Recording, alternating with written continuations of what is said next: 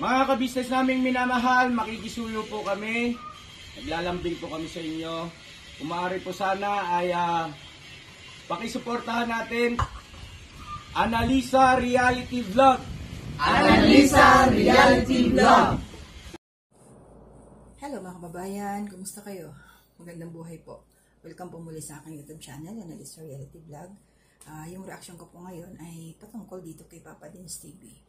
Yung mga hindi pa po nakapanood, please visit niyo po yung kanyang YouTube channel. Search niyo lang po, Papa Dins TV. Ito yung time na nagmotor sila. Tuwang-tuwa ako dito, kaya bibigyan ko po ito ng aking reaksyon or sariling opinion.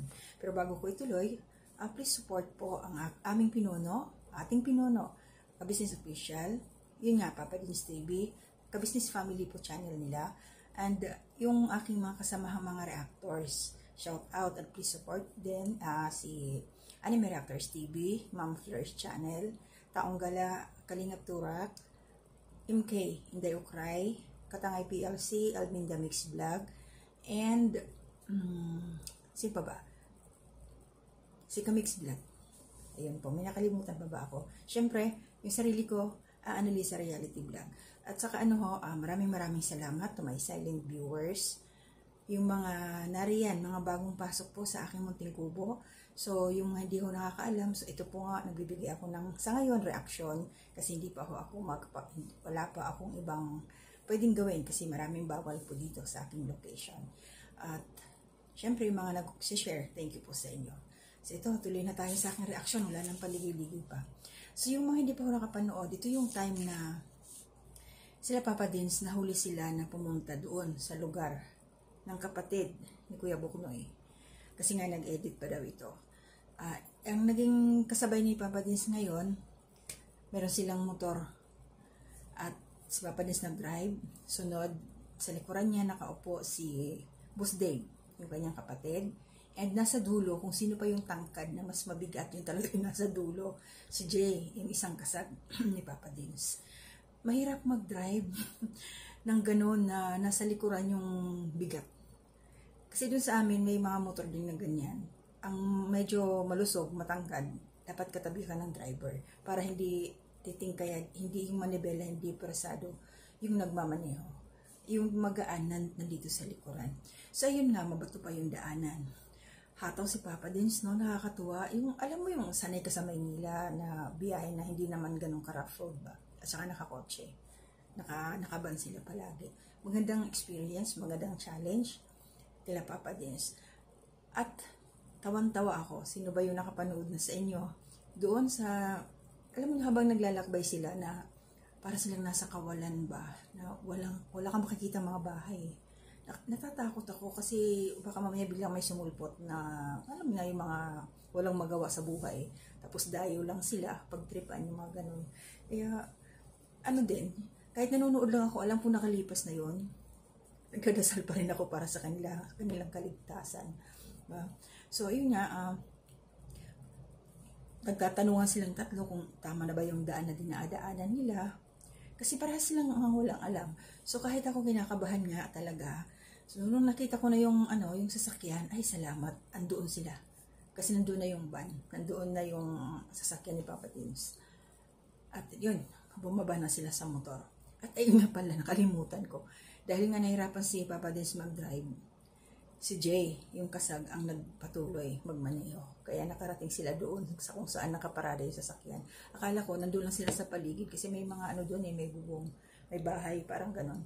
Pero siya, napaka-creepy yung lugar. Tama ba yung word ko, creepy? Yung nakakatakot, akala mo, yung sa pelikula mo lang mapapanood na abandoned yung lugar. Tapos baka mamaya may lumabas na kapapanood ng mga baka may lumabas na mga zombie, yung mga ganon. Tapos may mga butas-butas pa. Ano kaya yung lugar na yun Dapat matanong natin si Kuya Buknoy. Kasi parang siya, mga kwarto-kwarto. Kala mo, hospital or parang siguro baka transient house. Pag ganon, abandoned place na siya. Haunted, parang haunted talaga. Makulit si Papa Dins. Ginulat niya si Kasag J. Takot, kinabahan. Yung kapatid naman niya, enjoy lang, si Boss Dave. So, ayun, patuloy na sila, hinahanap yung bahay ni Kuya Buknoy. At doon sa ano, habang naglalakbay sila, naglalakad sila, syempre dug-dug-dug yung dughan ni sa Bisaya, sa Waray dughan yung dibdib. Yung kinakabahan din ako kasi nga, alam ko yung naririnig naman natin yung lugar na yun, nasa Sambuanga, Butuan ba sila, maraming ano doon, yung mga NPA ba, ibubulong ko na lang sabay ganun, marami daw doon. Pero hindi natin alam kasi nasa bundok naman sila, kaya lang yung iba, hindi natin masabi. Kaya nakakatakot para sa katulad nila Papa Dins na dayo lang.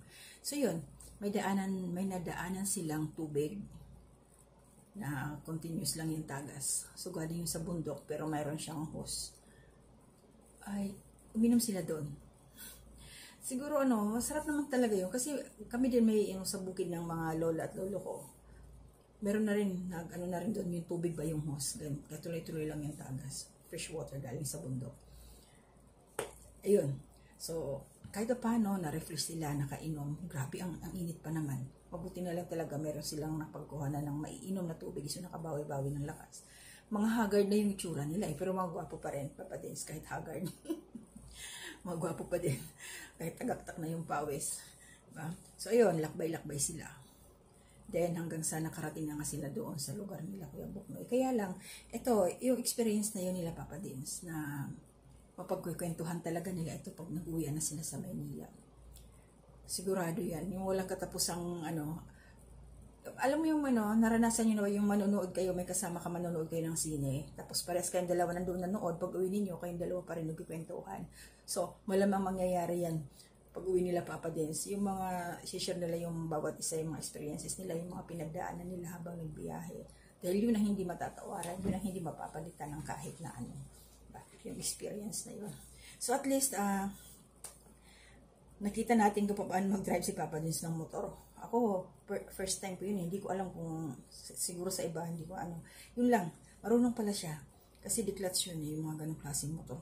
Barako, ang laki yun. Pati si Jay. Si Boss Dave, hindi ko makita. Sabi ko kung nag-drive ito si Boss Dave ng motor. So, ito lang ang aking reaction sa ngayon na, syempre, happy tayo at safe na ngayon naglalakbay pa rin ang ka-business family at hindi natin alam mga ilang days na sila, 9 or 10 days, ba? Ang sarap makasama sa kanila. Sana all sabay ganun Ayun, so pagpatuloy natin yung pag-pray sa kanila dahil nga, ayun, hindi pa sila nakakabalik ng Maynila. Parang yung last stop nila nandun kila Bay Papaya. Baka pagkasunod nito, travel na naman sila pabalik. At yung mga baby, game na game din. Anak ni Bornok at saka ni Ate Mingay. So yun, Papa Dins, maraming salamat sa pagpapasaya.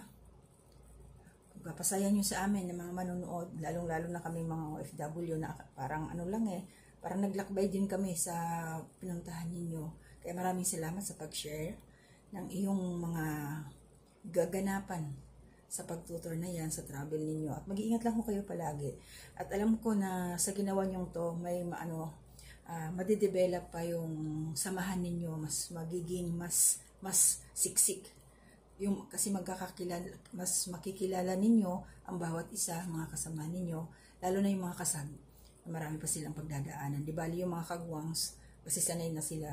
Itong mga baguhan, mas marami pa silang matututunan, mas may adapt, or ma-experience na mga ganda galing sa ka-business family. Kaya ito na muna yung aking reaksyon. Pero gusto kong pasalamatan itong ating mga kababayan na walang sawang sumusuporta. Although yung mga silent viewers, lagi kayo na riyan. Nakikita ko yung reach ng aking mga ginagawang reaksyon.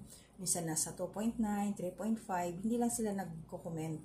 At hindi lang sila nagla-like or Pero nandun nakikita sila. At least, kumbaga ibig sabihin, dumadaan sa kanila ang aking ginagawang reaksyon. Kaya maraming salamat. Dahil doon, nakikita ko sa ganung paraan. At maraming salamat po sa patuloy na suporta. Kabayan Gemma Mahinay, thank you po sa support. Shout out, good morning. Mag-iingat ka po palagi kahit saan ka man magpunta. And Kabayan Mia Bumanlag, shout out po, kumusta ka na? Of course, Ate Marilyn, kumusta po? Ingat kayo palagi. And Kabayan si Pascual, salamat po sa laging nariyan. Nasuportan niyo sa aming lahat, back to back. And Ate Marilyn, Kabayan Marilyn, or Ma'am Marilyn Cabanilla, salamat po dahil nandyan din ho kayo palagi na nakasuporta sa amin, na laging nanonood sa aming mga ginagawang reaction. Pwede ko kayong mag-comment pa ng mas mai-enhance kami, matcha-challenge kami kung paano pa kami gagawa ng mga reaction. And of course, Kabayan Jessie Lucas, thank you po sa support. Always, lagi kayo nariyan. And Kabayan Nelly Bibal, hello po, kumusta? And Kabayan Sara. At yung mga iba pa riyan, maraming salamat po sa suporta ninyo sa aming lahat. So hanggang dito na muna yung aking simpleng reaksyon. Yun lang, share ko lang yung nangyari kila Papa Dins habang nag-driving sila ng motor. Magandang experience yun. So mag-ingat po tayong lahat. Hanggang dito na muna. To God be the glory.